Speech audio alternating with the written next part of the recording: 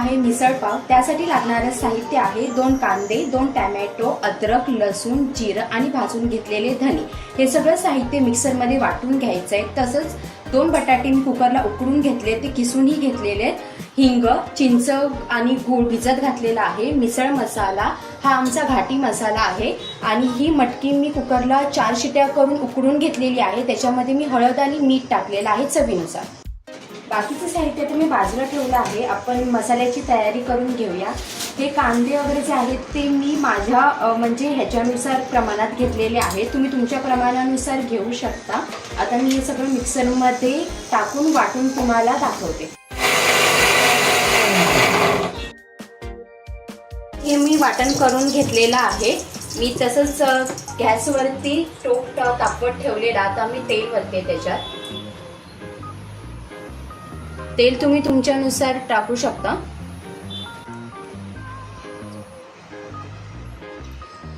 तेल तापत ठेवलेलं आहे। मिसळमध्ये कधीही तुम्ही मिसळमध्ये पाणी टाकाल तर पाणी गरमच टाकायचे। मी इथे पाणी उकळून घेतलेलं आहे।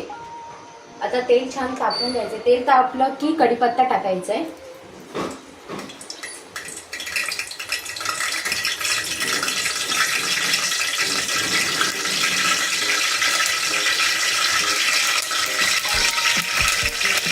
आता थोडंसं घेऊया। नंतर आपण जो वाटून घेतलेला मसाला आहे तो मसाला टाकायचा।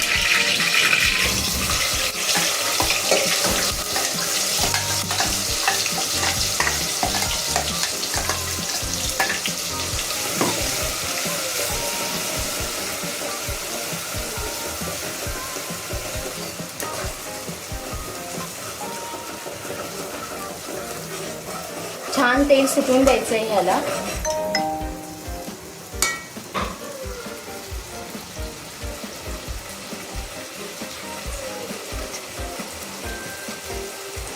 आता छान तेल सुटलेलं आहे आणि मी मगाशी मसाला करताना एक गोष्ट सांगायची राहिली की त्याच्यामध्ये जो मी आमचा घाटी मसाला घेतलेला तो सुद्धा त्याच्यात टाकायचा आहे। आता छान तेल सुटलेलं आहे। तेल सुटल्यानंतर आता मिसळ मसाला टाकायचा आहे त्याच्यामध्ये।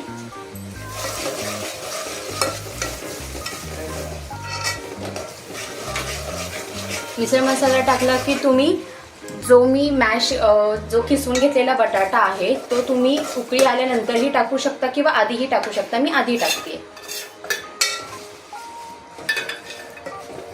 छान त्याला एकजीव करून घ्यायचंय।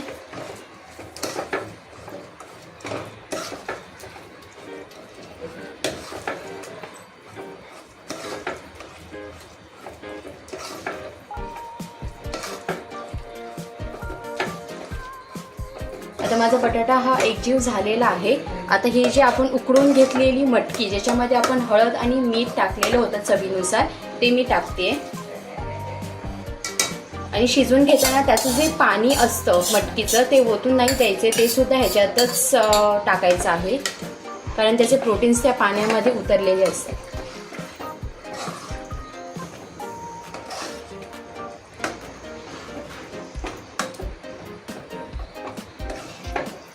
आता मटकी छान हलवून घेतली आहे।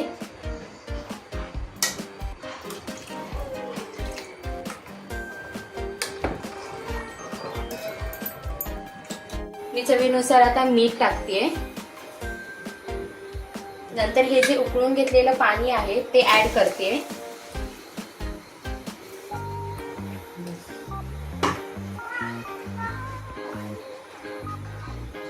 आता ह्याला छान अशी उकळी आली की हे जे आपलं चिंच आणि गूळ भिजवलेलं जे पाणी आहे ते आपण त्याच्यात ओतणार आहोत, पण ह्याला छान उकळी आली पाहिजे।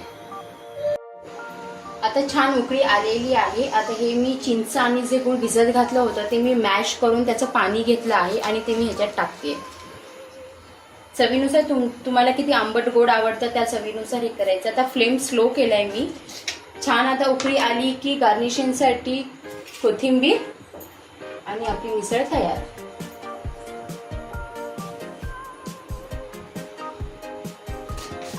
मिसळला छान आता उकळी फुटलेली आहे। मी गॅस बंद करते। आता तुम्हाला दिसेलच त्याला कट येतोय छान आला। आता मस्त असा कट आला आहे। तेच आता मी आता ताटात वाढते।